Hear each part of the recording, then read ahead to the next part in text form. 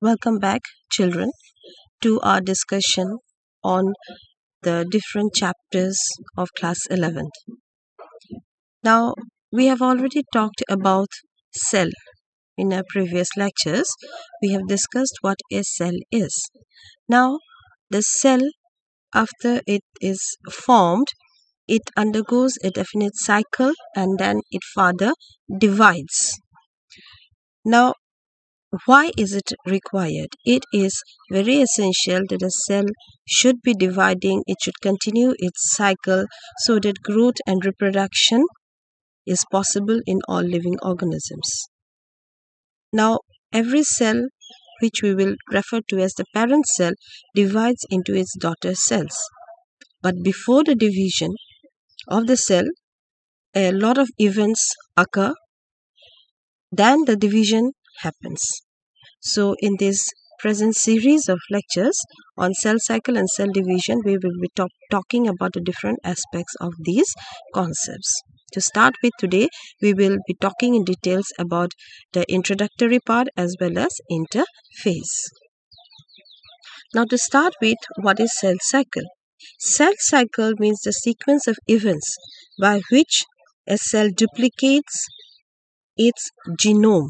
Its genome, when I say, so sequence of events in which a cell duplicates its genome.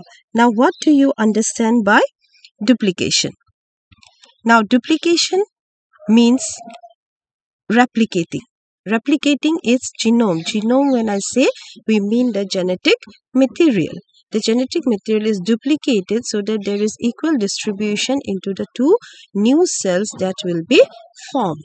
That is known as cell cycle, the entire sequence of events. Now, the entire sequence of events, as it is quite lengthy, quite complicated, so for our convenience, it has been divided, for our better understanding, it has been divided into different steps. The phases of cell cycle. So, here you can see the different phases of the cell cycle. That is, you can see here interphase. In this particular figure, as you can see, interphase. Now, what is interphase? Interphase, earlier it was considered as the resting period of the cell. But better understanding has revealed that it is not a purely resting period. Rather, it is a period when the cell is undergoing a lot of development. With respect to its growth, with respect to its growth of DNA, replication or duplication of the DNA. Furthermore, the interphase, it can be divided into, we can divide the interphase into G1, as you can see here, G1 S phase as well as G2. So, these three phases marks the interphase.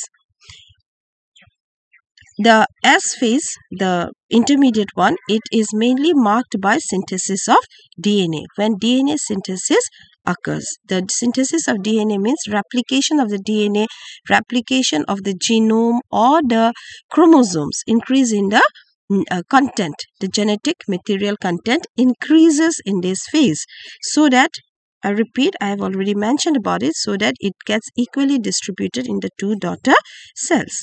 So here the cell, it is started with interphase, it moves through interphase, passes through G1, then S phase, then G2, and then enters into the dividing phase. This is the dividing phase, which will finally give us two new daughter cells. So, the phases of cell cycle, mainly it involves interphase as well as and then M phase, when the actual cell division takes place.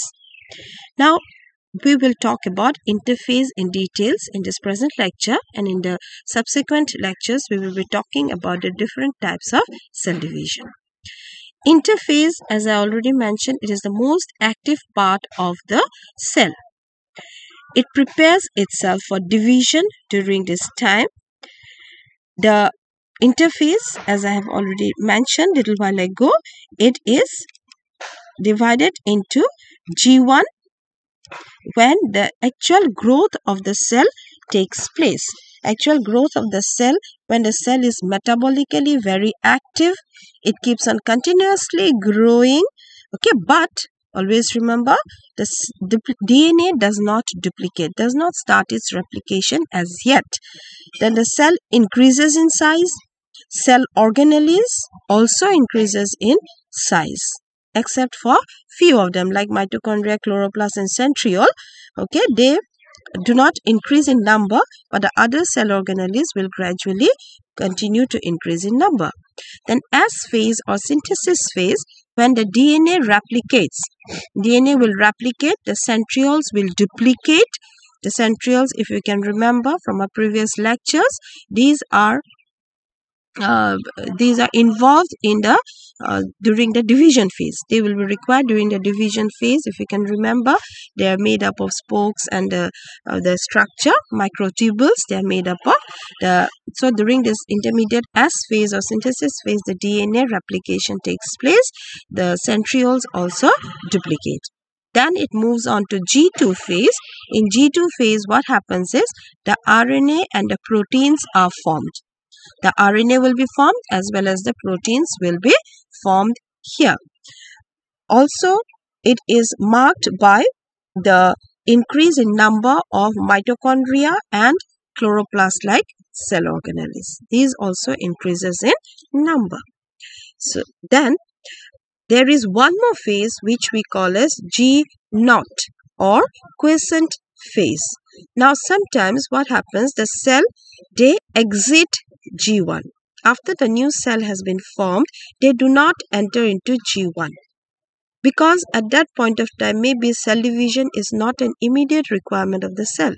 Then it will exit G1. That means it will not move to this gap 1 phase. Instead, it will enter into an inactive phase. Inactive phase with regard to cell division, but metabolically, of course, they remain active. They do not die. They are living cells. They will be actively carrying out all the activities that a cell does, but with regard to cell division, it will be inactive. That means the whatever changes need to be taken place during this G1, S and G2 will not be happening. That part is known as G0. They do not divide, but if required, if it is required, then that cell may once again start its division process. It will once again start its division process. That means it will move out of the G0 phase, again go into G1, S and G2. Again restart with the division process. Now, after interphase, the cell moves into an M phase.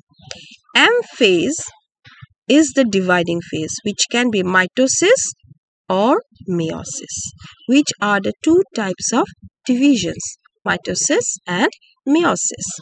Now, mitosis, what happens? This is the cell.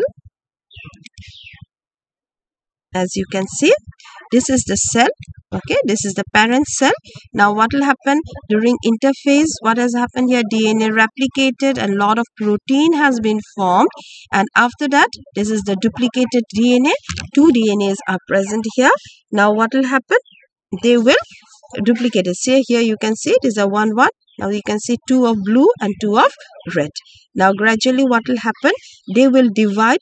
They will start a division process which is marked by karyokinesis and cytokinesis. They will gradually now move. One set of chromosomes will move to one side. One set of DNA will move to one side. The other set of DNA will move to the other side. And then they will produce two cells. Two cells, as you can make out, these two cells that have been formed is exactly same as the parent cell. So, you see the DNA content, they are exactly same. They duplicated so that they could be distributed equally between the two daughter cells. So finally, two new daughter cells are formed. That is mitosis. This takes place mainly for growth and repair of cells. It takes place in somatic cells. Two daughter cells formed, genetically identical. The two daughter cells will be with their parent cell. Chromosome number is always maintained. There will be no increase or decrease of chromosome number. Hence, it is also known as equational division. Helps in growth. Now coming to meiosis. Now in meiosis, what will happen during interphase, as you can see here, the chromosomes, here also duplication of chromosomes definitely takes place, and then the meiosis type of cell division is further divided, as it is quite a lengthy process. It is further divided into two parts, that is meiosis 1 and meiosis 2. It is divided into meiosis 1 and meiosis 2. In the first part, what will happen? The total number of chromosomes, as you can see, how many are there? 1, 2, 3 and 4. So here also they duplicated. The remainder number is same, 1, 2, 3, 4. Okay, 4 sets of chromosomes are here. Now what will happen? They will form two daughter cells in the first part of meiosis, where you can see there were 4, but the new daughter cells they're getting only 2 and 2. They've become half. They've been distributed in halves between the two daughter cells. In the second meiotic division, what will happen? These two cells, the two new daughter cells that will form, they will again divide further just to increase the number, but the content will remain the same, 1, 2, 1, 2, 1, 2, 1, 2, as it was here. So here you can see the parent cell had 4, 1, 2, 3, 4, but the daughter cells, they have only 2, 1 and 2, 1 and 2, 1 and 2, and 1 and 2.